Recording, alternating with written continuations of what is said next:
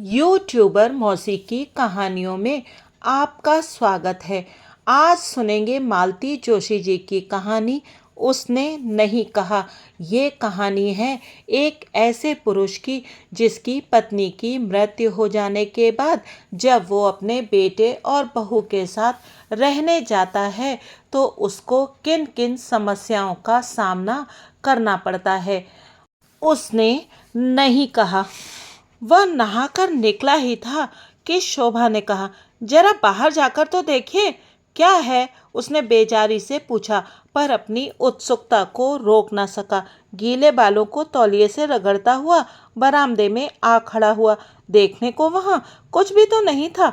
अपने पीछे चली आई शोभा पर वो बरसने वाला ही था कि उसने कहा, जरा बाहर तो देखिए बाबूजी को। इस बार उसने देखा दरवाजे पर एक ठेला खड़ा है और बाबूजी उसे पैसे दे रहे हैं। इससे पहले कि वो शोभा को अच्छी चुपसी सी बात कहता, बाबूजी 3-4 पुड़िया बगल में समेटे गेट बंद करने की कोशिश कर रहे थे। क्या क्या ले लिया बाबूजी? कुछ नहीं, थोड़ा सा नमकीन। अपना बोझ प्रमोद के हवाले करते हुए बाबूजी ने कहा, अच्छा दिखा तो ले लिया। बच्चों वाला घर है, दिन भर बच्चों को मुंह चलाने के लिए कुछ चाहिए ही। और इतना कहकर बाबूजी जैसे कर्तव्य मुक्त होकर अपने कमरे में लौट गए। पर उनके जाते ही ओट में खड़ी शोभा सामने आ गई। लो भाई संभालो अपनी अमानत, प्रमोद ने सामान उसकी ओर बढ़ाते हुए कहा, किंतु वो वैसी ही तनी हुई मुद्रा में दूर खड़ी रही। अरे लो भाई, मुझे तैयार होने दो, अब 9:15 हो रहे हैं। ये है क्या? उसने रूखे स्वर में पूछा। नमकीन है, बाबूजी बच्चों के लिए खरीद कर लाए हैं। आपके बच्चों ने कभी राह चलते ठेले की कोई चीज खाई है? ठीक है भाई, पर मैं बाबूजी से तो ये सब नहीं कह सकता ना। उन्हें अपने लाडले पर प्यार आ गया है तो बीच में बोलने वाला मैं कौन होता हूँ। उनका मन हुआ तो वे खरीद लाए। अब तुम्हारा मन हो तो घर में रखो, नहीं तो नौकरों में बांट दो। बस बात खत्म। नहीं, बात यहीं खत्म नहीं होती। प्रमोद भीतर जाने को मुड़ा ही था कि शोभा का सख्त स्वर सुनकर बीच ही में रुक गया। क्या? ये कि मैं इसका मतलब खूब समझती हूँ। साफ साफ कहो ना। वक्त बेवक्त कुछ देखती नहीं, बस बहस लेकर बैठ जाती हो। जरा घड़ी तो देखो। मुझे मालूम है ये सब मुझे दिखाने के लिए किया गया है। मेरी समझ में अब भी कुछ नहीं आ रहा। ठीक से बताओ। 2-4 दिन से उनकी मंडली को नाश्ता नहीं दे पा रही हूं ना, इसीलिए ये नाटक रचा गया है। लेकिन क्या नाश्ता नहीं दिया गया? तुम्हें मालूम है बाबूजी सूखी चाय कभी नहीं पीते। बाबूजी के लिए किसने मना किया? पर पूरी बारात को तो मैं रोज खिला नहीं सकती। बिस्कुट स्कुट से काम चल जाता तो तब भी गनीमत थी। पर आपके पिता तो चाहते हैं कि दिन भर हलवाई की कढ़ाई चढ़ी रहे। पता नहीं किस जमाने में रहते हैं। ना तो उन्हें इस बात की परवाह है कि बाजार आकाश छू रहा है, ना इस बात का ही ख्याल है कि घर में गैस नहीं है या फिर नौकर बीमार पड़ा है। मजबूर हैं बेचारे, माँ ने ऐसी शाही आदतें डाल दी हैं। अब भला इस उम्र में छूटेंगी वे? पर शोभा को तसल्ली नहीं हुई। खाने की मेज पर भी उसका भुनभुनाना जारी रहा। आखिर तंग आकर प्रमोद बोला, अच्छे भले पड़े थे गांव में, तुम्हें ही शौक चढ़ा था बुलाने का। अब क्यों रोती हो? हम लोगों के होते हुए वहां उनका अकेले रहना क्या अच्छा लग रहा था? आखिर संतान किस दिन के लिए होती है? शोभा ने बुजुर्गाना लहजे में कहा, जब इतनी समझदार हो तो सहना भी सीखो। तुमने क्या सोचा था बाबूजी आएंगे तो मोम के गुड्डे की तरह कमरे में बैठे रहेंगे? मैं क्या पागल हूँ? बल्कि मैंने तो सोचा था कि घर में बड़े बुजुर्ग के रहने से एक दबदबा सा रहेगा, बच्चों पर कुछ अच्छे संस्कार होंगे। आपके टूर पर चले जाने के बाद अकेला सा नहीं लगेगा। कभी कभार सिनेमा या क्लब जाते समय बच्चों को निश्चिंत होकर छोड़ा जा सकता है। तुम्हारी ये सारी ख्वाहिशें पूरी नहीं हो रही हैं, फिर जरा सी बात का बतंगड़ क्यों बना लेती हो? जरा सब्र से काम लेना सीखो। कहने को प्रमोद कह गया, पर जानता था कि अब मेज पर बैठना खतरे से खाली नहीं है। शोभा अगर शुरू हो गई तो दफ्तर के लिए लेट करवा कर ही छोड़ेगी। बार बार घड़ी की ओर देखता हुआ वो फुर्ती से उठ खड़ा हुआ और वॉश बेसिन पर जाकर हाथ धोने लगा। बात आधे में ही टूट जाने से शोभा क्षुब्ध हो गई। वो साफ देख रहा था। वो सौंफ, इलायची, पेन, रुमाल, स्कूटर की चाबियां, सारी चीजें चुपचाप उसके पास लाकर रख दी गईं। और वो चुपचाप सिर झुकाए जूते पहनने का नाटक करता रहा। घड़ी की सुई प्रति पल आगे भाग रही थी और मान मनोवल का जरा भी समय उसके पास नहीं था। यही तो हो जाता है, शोभा जरा जरा सी बात पर बुरा मान जाती है, पर वही बातें वो कितनी बार सुने और सुन भी ले तो निराकरण का उपाय क्या है। ये सच है कि बाबूजी के आते ही घर में आमदरफ्त बढ़ गई है। पिछले 10 साल से वो इस शहर में है, पर गिने चुने लोगों के यहाँ ही आना जाना होता है। मोहल्ले वालों से तो बस दुआ सलाम होती रहती है। कभी घंटे 2 घंटे किसी के यहाँ रह गए ऐसा याद नहीं पड़ता। यहाँ कोई उसका बुरा भी नहीं मानता, सभी अपनी व्यस्त दिनचर्या में डूबे रहते हैं। बाबूजी को यहाँ बुलाते समय प्रमोद इसी बात को लेकर चिंतित था कि उनका समय यहाँ कैसे कटेगा। जब से याद पड़ता है उसने बाबूजी को हमेशा लोगों से घिरा हुआ ही देखा है। जानता है कि अकेलेपन से बढ़कर कोई सजा उनके लिए नहीं है, और यहाँ तो दिन भर घर पर सन्नाटा सा खिंचा रहता है। बच्चे सुबह 9 बजे ही स्कूल निकल जाते हैं और स्कूल के बाद ट्यूशन आदि से निपट कर ही घर लौटते हैं। वो भी 10 बजे का गया 6 बजे तक लौट पाता है। इतनी देर बाबूजी घर में क्या करेंगे?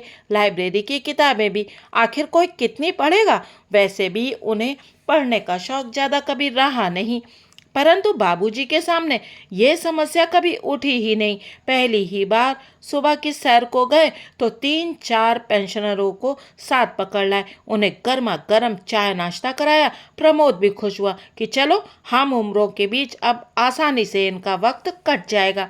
प्रमोद तो अपनी परेशानियों से मुक्त होकर हल्का अनुभव करने लगा था, पर शोभा की परेशानियां एकदम बढ़ गई थीं। सुबह का समय वैसे ही घड़ी से हौड़ करके बीतता था, अब इन बुजुर्गवारों के चाय नाश्ते का काम और बढ़ गया था।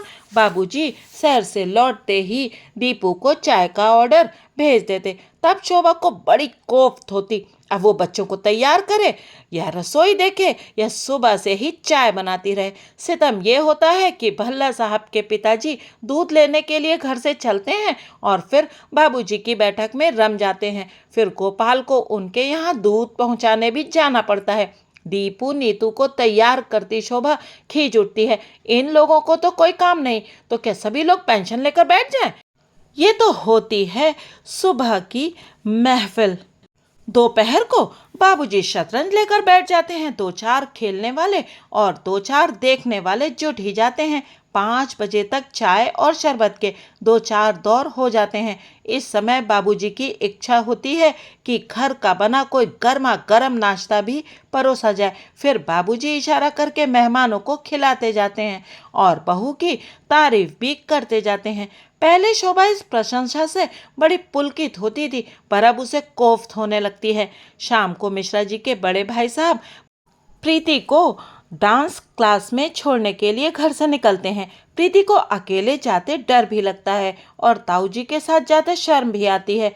वो यहाँ तो साथ आ जाती है, फिर नारंग साहब की ज्योति के साथ आगे बढ़ लेती है। घर वापस लौटने की बजाय ताऊ जी बाबूजी के पास बैठकर भतीजी की प्रतीक्षा करते हैं और नई सभ्यता को कोसते रहते हैं। चाय उनके लिए भी बनती ही है। अपनी पूरी की पूरी पेंशन बाबूजी प्रमोद के हाथ में पकड़ा देते हैं तो वो संकोच से गड़ जाता है, पर शोभा भुनभुनाती रहती है। 150 रुपये पकड़ा देते हैं तो सोचते हैं जग जीत लिया, जरा बाजार जाकर पता करें तो घश आ जाएगा। परेशान हो उठता है प्रमोद। पत्नी को कैसे समझाए कि जिंदगी भर यही तो कमाया है बाबूजी ने। जंगल में भी बैठ गए हैं तो 4 लोग आसपास जुट आए हैं, फिर ये तो इतना बड़ा शहर है। दिन भर बहुत बेचैन बना रहा प्रमोद। शोभा की परेशानी को वो समझ रहा था, पर माँ कैसे तालमेल बिठा लेती थी। माना कि ऐसी सर्वग्रासी महंगाई उन दिनों नहीं थी, पर आमदनी भी तो ज़्यादा नहीं थी। फिर 4 बच्चों के साथ और ऐसा मजमे बाज पति, पर घर में कभी चकचक नहीं मची। कभी परेशान भी होती तो बच्चों के सामने कह सुनकर हल्की हो जाती। बाहर वालों ने हमेशा उन्हें मुस्कुराता ही देखा। उनका अतिथि सत्कार उस समय भी मिसाल के रूप में गिना जाता था। याद है उसे, कई बार सब्जी के लिए उबले आलूओं को मसल कर ही माँ ने कचौड़ी बना दी है और बच्चों को सिर्फ कोरी दाल से रोटी तोड़नी पड़ी है। कभी उबलते दूध में चावल डालकर खीर बना दी गई है। दोपहर की चाय ना मिली तो ना सही। कभी महीने का अंत है तो बच्चे अचार से ही काम चला रहे हैं। पर उस समय भी कोई भूला भटका आ निकलता तो माँ झट से कढ़ाई चढ़ाकर बेसन घोल लेती और आंगन में लगे अजवाइन या पोई के पत्तों की पकौड़ी उतार देती। उनका एक ही सिद्धांत था, अपने घर में हम कैसे भी रह लें, पर घर आया मेहमान संतुष्ट होकर जाना चाहिए। और घर में आने वालों की संख्या क्या कम थी। नाते रिश्तेदार तो खैर थे ही, उनसे ज्यादा संख्या तो बाबूजी के दोस्तों की थी। कुछ तो इतने बेतकल्लुफ कि सीधे रसोई में आ धमकते और बच्चों के साथ ही शुरू हो जाते, पर माँ के माथे पर कभी बल नहीं पड़े। उन दिनों बाबूजी एक खास रविवारीय भोज का आयोजन करते थे। उसके लिए माँ ने चीनी की प्लेटें, एक भगोना और कलछी अलग रख छोड़े थे। आंगन के छोर पर बने एक चूल्हे पर यह कार्यक्रम चलता। माँ रविवार को सुबह उठकर वहां झाड़ू बुहारी करती, मसाला पीस कर रखती, आटा सान कर रखती। सारा सामान एक बार वहां सजा देने के बाद जो मंदिर की राह लेती तो शाम ढले ही घर लौटती। दिन भर उनके मुंह में अन्न का दाना भी नहीं जाता। पड़ोसने कहती, पति के पापों का प्रायश्चित कर रही है बिन्नों की माँ। माँ हंसकर कहती, कोट का पाप कटी का पुण्य। अब किसी का खाने का मन है और हमें बनाना नहीं आता तो हम यहाँ बैठकर क्या करें, उतनी देर ठाकुर जी की सेवा ही सही। लेकिन अपने घर में तुम्हें ये सब अच्छा लगता है? इतने सारे होटल तो हैं, बिन्नों के बाबूजी वहीं जाया करे तो क्या हर्ज है। अरे वाह, माँ तमक कर कहती, अपना घर होते हुए होटल में क्यों जाएगा कोई, वहां खाने से मन भरता है कभी। और इतने संगी साथी लेकर होटल जाने का पूता है किसी का। सच तो था, बाबूजी के समय सामिश भोज में 10-12 लोग तो कम से कम आते ही थे। होता ये चंदे से ही था, पर उनमें से कई ऐसे थे जो घर से छिपकर आते थे। ब्रजभान चाचा तो ऐसे थे जो चंदा भी नहीं दे पाते थे, पर बिना बुलाए ही आ टपकते। तब माँ कहती, मर्द मानुस है, खाने पीने के हवस को कहाँ तक दबाएगा बेचारा। घर में नहीं मिलता तभी तो इधर उधर लार टपकाता फिरता है।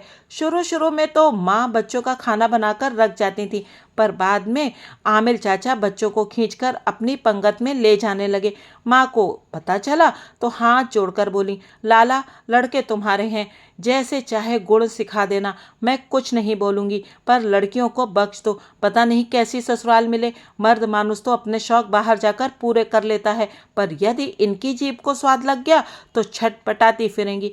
उस समय तो सारी बातें इतनी रूटीन हो गई थीं कि कुछ भी अस्वाभाविक नहीं लगती थी, पर आज सोचते हुए आश्चर्य होता है। मुश्किल से 4 किताबें पढ़ी, कट्टर धार्मिक संस्कारों में पली बढ़ी माँ इतनी सूझबूझ, इतना विवेक, इतनी सुघड़ता कहाँ से ले आई वो?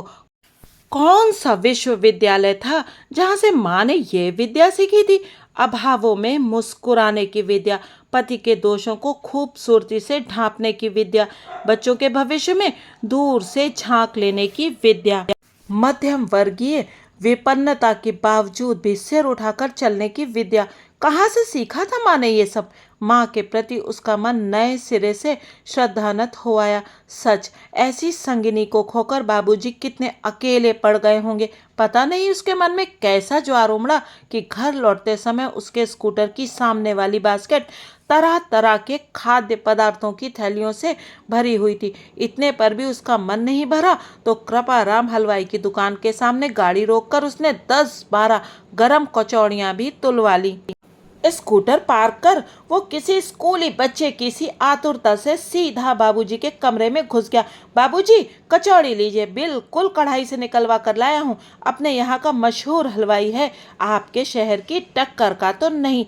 बाबूजी विस्मित होकर उसकी ओर देखते रहे, फिर धीरे से बोले, इतनी क्या है बेटे, अंदर भिजवा दो, सब लोग साथ ही ले लेंगे। संकोच से गड़ गया वो।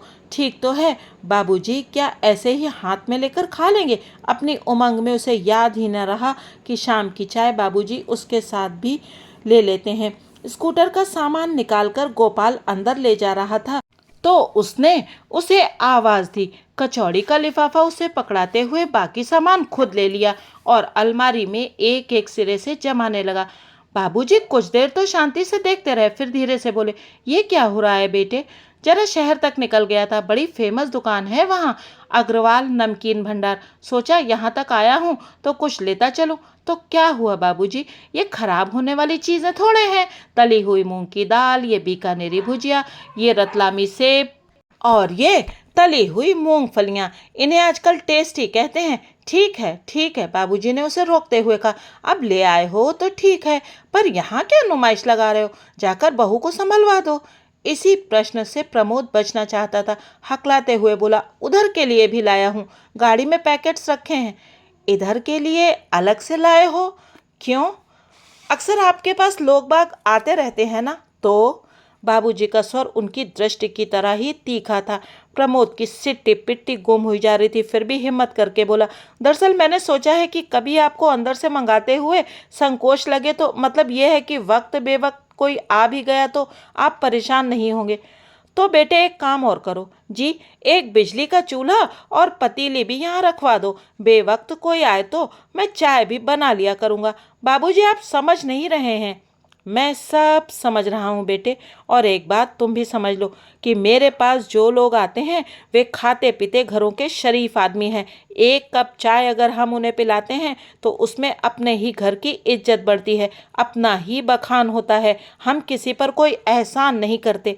मैं क्या ये सब नहीं समझता बाबूजी? इसी वातावरण में तो पलकर बड़ा हुआ हूँ, पर होता क्या है कि कभी कभी कोई प्रॉब्लम आ जाती है तो लेडीज़ परेशान हो जाती हैं, इसीलिए कह रहा था। हाँ बेटे, ये बात तूने ठीक कही, ना कहता तो शायद मेरी समझ में कभी आती ही नहीं। बाबूजी ने नाटकीय मुद्रा में कहा, दरअसल बेटे मेरे घर में तो कोई लेडी थी नहीं, एक सीधी सादी घरेलू औरत थी, इसलिए नहीं जानता कि परेशानी क्या होती है। अच्छा किया बेटे तुमने बतला दिया। इतनी देर से प्रमोद किसी स्कूली लड़के की तरह भीगी बिल्ली बना हुआ खड़ा था, लेकिन इस व्यंग से जैसे वो तिल मिला उठा। एक तो वैसे ही दिन भर सोच सोच कर परेशान हो गया था, बाबूजी की इस बात ने उसका रहा सहा संयम भी छीन लिया। चीख कर बोला, आप कैसे जानेंगे बाबूजी कि परेशानी क्या होती है? आपने कभी जानने की कोशिश भी की है? हमसे पूछिए कि माँ ने किन हालात में गृहस्थी की गाड़ी खींची है।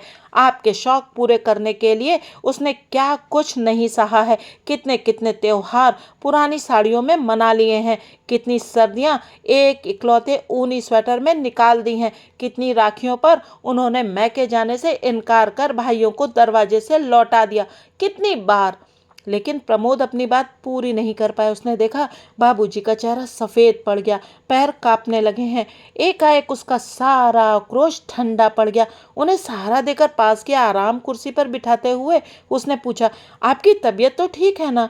बाबूजी कुछ नहीं बोले, अपनी हथेलियों में मुंह छुपाए कुछ देर खामोश बैठे रहे। प्रमोद धीरे धीरे उनके तलुए सहलाता रहा, इससे ज़्यादा उसे कुछ सूझा ही नहीं। एक लंबे अंतराल के बाद बाबूजी ने सिर उठाया और डूबती सी आवाज़ में बोले, मैं जानता हूँ बेटे कि मेरी गृहस्थी एक मामूली से क्लर्क की गृहस्थी थी, पर तुम्हारी माँ ने राजा रईसों की सी शान दे दी थी। साक्षात लक्ष्मी का रूप थी वह। मुझे मालूम है कि उसके लिए रोज रोज नई साड़ियाँ मैं नहीं जुटा सका, पर यह भी जानता हूँ कि घर आई हर बहन बेटी नई चूनर के साथ ही विदा हुई है। अपनी जिंदगी चाहे उसने एक ऊनी कपड़े में गुजार दी हो, पर तुम्हारे चाचा लोग शादी होने तक उसी के हाथ के स्वेटर पहनते रहे। घर में हम लोग चाहे जैसा खाते पहनते रहे हों, पर आने वाला मेहमान तृप्त होकर ही लौटा है। मुझ जैसे कि गृहस्थी चलाना उसी के बस की बात थी। वो ना होती तो पता नहीं क्या होता। बाबूजी ने एक दीर्घ निश्वास लिया और बोले, वह ना होती तो गृहस्थी का इतना फैलाव ही क्यों होता? लोग गृहिणी का मन देखकर ही देहरी चढ़ते हैं, नहीं तो क्या चाय होटलों में नहीं बिकती? प्रमोद उत्तर में कुछ कहता, इससे पहले ही जैसे उन्हें कुछ याद आ गया, बोले, अच्छा सच बताना, अभी जो तुम इतना सब कुछ कह गए तो क्या उसने कभी तुमसे ये सब कहा था? तो मैं मरने वाली की कसम, सच सच बताना। उनके स्वर की आर्द्रता से प्रमोद परेशान हो उठा। क्षणिक आवेश में कही गई उसकी बात इतने गहरे बैठ जाएगी उसने नहीं सोचा था। सांत्वना में वो कोई अच्छी सी बात कहना चाह रहा था कि गेट खड़का। उसने उछक कर देखा, मिश्रा जी के बड़े भाई साहब आ रहे थे। उसे लगा जैसे ये प्रीति के ताऊजी नहीं, साक्षात भगवान हो। बाबूजी, ताऊजी आ रहे हैं, मिश्रा जी के भाई साहब, उसने बाबूजी का ध्यान बटाते हुए कहा। सचमुच इन शब्दों ने जादू का सा काम किया। पल भर में बाबूजी सहज हो गए। दूसरे ही क्षण वह फुर्ती से उठ खड़े हुए। पैरों में चप्पल सरकाते हुए उन्होंने खूंटी पर टंगा अपना कोट भी पहन लिया। ताऊजी अपनी डगमग चाल से जब तक कमरे में पहुंचते, बाबूजी तैयार होकर बाहर निकल आए और बोले, चलिए मिसुर जी, जरा चौराहे तक हुआ, मेरे पान बिल्कुल चुक गए हैं। और उन्हें अबाउट टर्न करवाकर सचमुच वे चल पड़े। प्रमोद ठगा सा उन्हें जाते देखता रहा। करीने से सजी हुई देसी पान की डलिया उसका मुंह चिढ़ाती रही। आपको क्या लगता है इस कहानी में कौन गलत है? क्या बहू गलत है या ससुर गलत है? दरअसल दोनों ही अपनी अपनी जगह ठीक हैं। बहुत बार ऐसा होता है कि बहुएं समाज के दबाव के चलते या फिर मन में अच्छी भावना होने के कारण अपने ससुराल पक्ष के लोगों को यानी कि सास ससुर को बुलाकर अपने पास रख लेती हैं। लेकिन जो बूढ़े लोग होते हैं वो अपनी आदतें एकदम से बदल नहीं सकते हैं। ये भी उन्हें समझना ही चाहिए। और आजकल तो 60-62 की उम्र में कोई बूढ़ा भी नहीं होता। तो ये आशा करना कि अपनी सालों की दिनचर्या को छोड़कर कोई दूसरे तरीके से जीने लगेगा, बिल्कुल संभव नहीं है। यहाँ पर एक बात ये भी है कि बुजुर्गों को भी अपने तौर तरीकों में बदलाव लाना चाहिए, जैसे कि इन बुजुर्गवार बाबूजी ने किया। वो समझ गए कि बहू को उनके महफिल लगाने से समस्या होती है, इसलिए वो अपने मित्र के साथ बाहर चले गए। दरअसल अकेलापन एक बहुत बड़ी समस्या होता है और जो पति पत्नी अपनी युवावस्था के दिनों में बहुत लड़ते झगड़ते रहते हैं, वो भी वृद्धावस्था तक आते आते एक दूसरे पर निर्भर हो जाते हैं और दोनों में से एक की मृत्यु हो जाने पर बहुत अकेलापन सा महसूस करने लगते हैं। महिलाएं तो फिर भी घर गृहस्थी के कामों में अपने मन को लगा लेती हैं, लेकिन पुरुष वो तो बड़े बेचारे से हो जाते हैं, क्योंकि पत्नी ने उनकी हर आवश्यकता का पहले ध्यान रखा होता है। उनको घर के जिस सबसे महत्वपूर्ण व्यक्ति होने का दर्जा मिला होता है, वो दर्जा अचानक उनसे छिन जाता है और उनके पास आ जाता है एक सबसे खाली और बेकार व्यक्ति का दर्जा। और आजकल के फ्लैट कल्चर में तो ये अकेलापन और भी ज़्यादा बढ़ जाता है, क्योंकि लोग एक दूसरे से मिलते जुलते बिल्कुल नहीं हैं। मुझसे बहुत पहले ऐसे ही एक जोड़े ने, जो कि रिटायरमेंट के बाद अपने घर में रहकर अपनी ज़िंदगी बड़े अच्छे से गुजार रहे थे, उनकी पत्नी ने कहा था कि जब तक हाथ पैर चलते रहें तब तक कभी किसी के घर जाकर निर्भर होना नहीं चाहिए। और ये बात बिल्कुल सच है।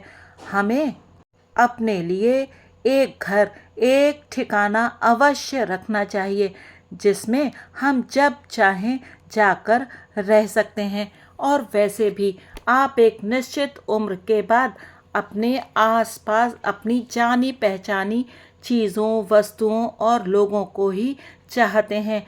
नई जगह जाकर बसना बिल्कुल संभव नहीं होता, क्योंकि अगर आप बड़े पेड़ को उखाड़कर किसी दूसरी जगह लगाना चाहें तो वो जड़ें पकड़ नहीं पाता और सूख जाता है। बताइएगा, कहानी आपको कैसी लगी? यूं तो मालती जोशी जी की हर कहानी मन को छू लेती है, लेकिन ये कहानी तो सच में बहुत अधिक भावुक कर देने वाली है। सुनते रहिएगा यूट्यूबर मौसी की कहानियाँ। यदि आप ठीक समझें तो चैनल को सब्सक्राइब अवश्य कीजिएगा और वीडियो को लाइक भी कीजिएगा। कहानी सुनने के लिए आपका बहुत बहुत धन्यवाद।